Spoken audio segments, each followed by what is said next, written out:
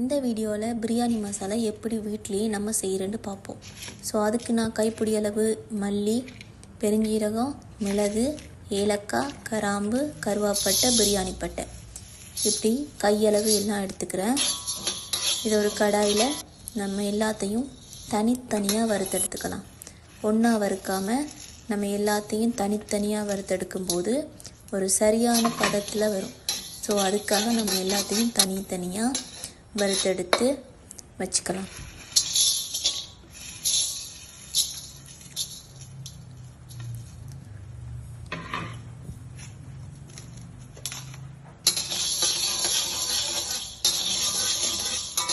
பட்டை எல்லாத்தையும் நீங்கள் ஒன்றா சேர்த்து வறுத்தெடுத்து வச்சுருங்க.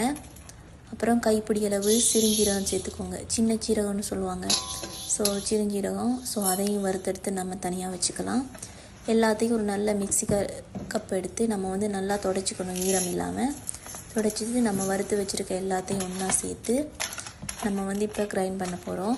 ஸோ நம்ம எல்லாத்தையும் கொட்டிட்டு நல்லா கிரைண்ட் பண்ணிக்கலாம்.